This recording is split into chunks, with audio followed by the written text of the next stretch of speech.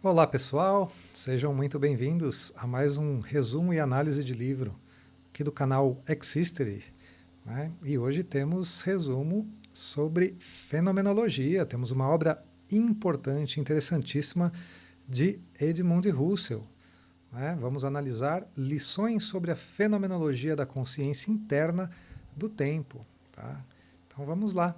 Esta obra, né, que foi publicada em 1928 por Edmund Husserl, filósofo alemão, matemático de formação, né, considerado o pai da fenomenologia. Ele influenciou profundamente a psicologia fenomenológica, existencial e humanista. É uma das obras mais desafiadoras e profundas que ele escreveu, né? Então vamos fazer aí uma contextualização para ficar mais claro aí para vocês do que se trata esta obra, né?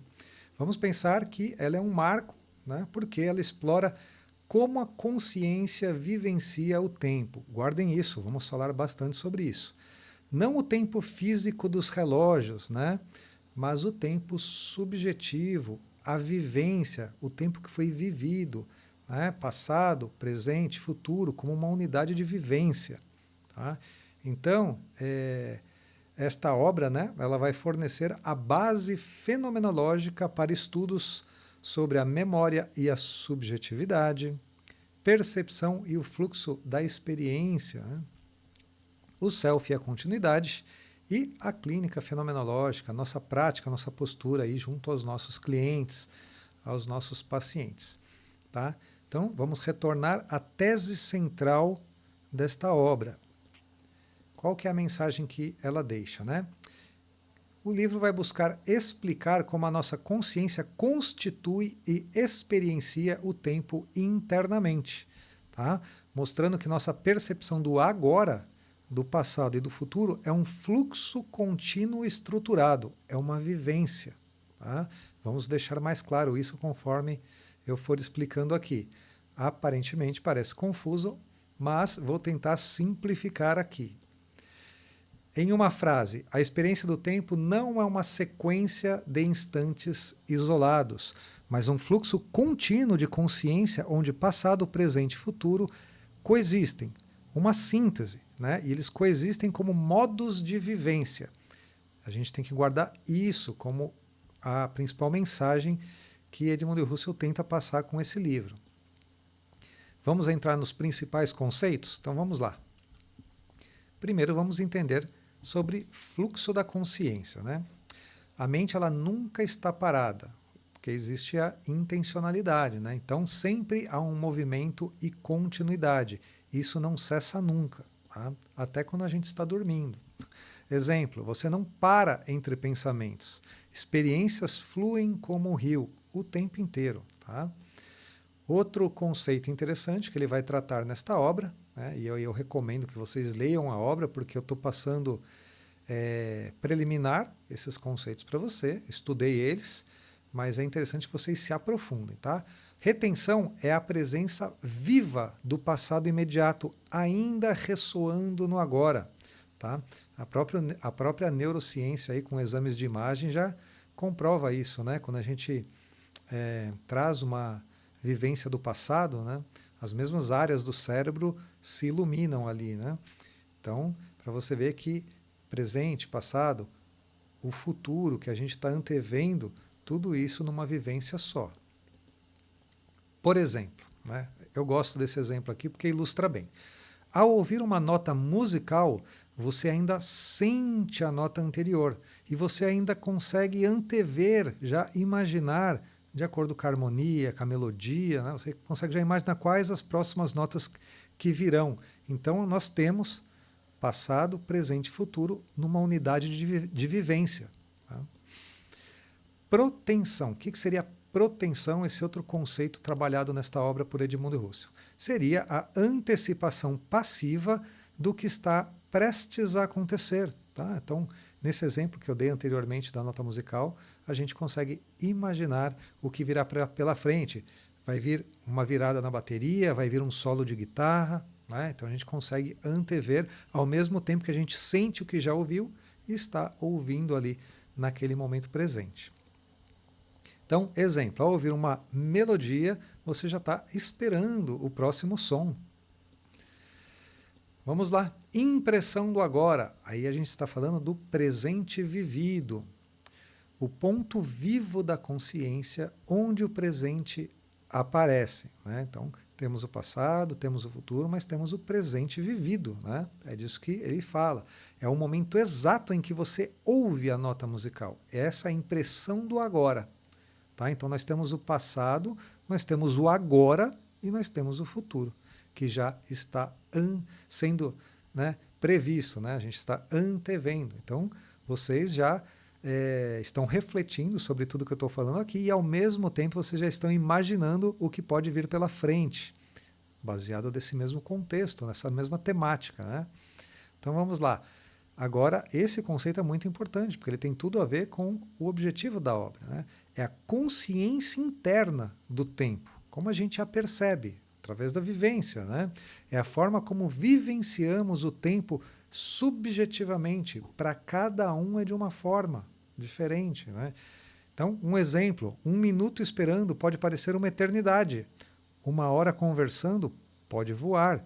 Né? Então, existe essa relatividade, esse caráter subjetivo do tempo. Tá? Agora vamos falar da constituição do tempo.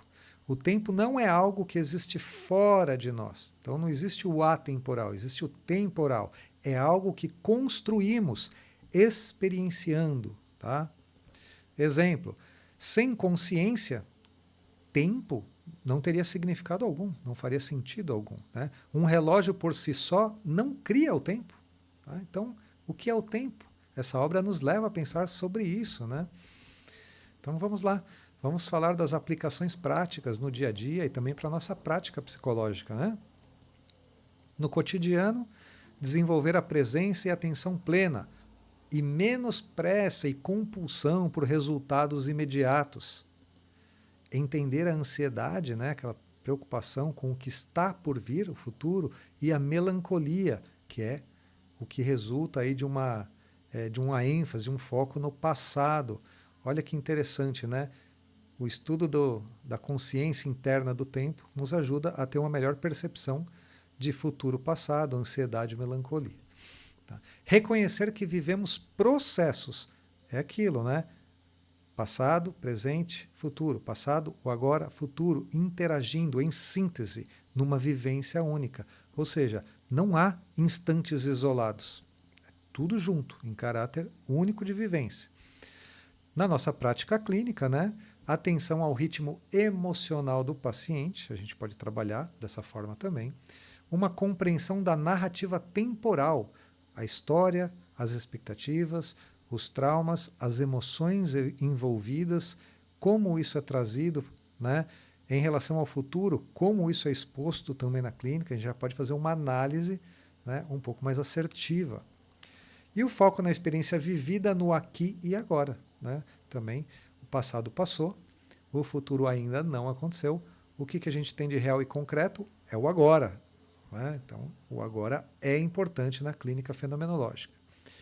Perceber como o paciente revive o passado enquanto fala e como antecipações futuras moldam as angústias. Né? Angústias como essa preocupação excessiva com o futuro, por exemplo. Olha só, a gente sempre traz umas frases marcantes aqui, né, em cada resumo, em cada obra que a gente analisa. Trouxe algumas interessantes aqui para vocês.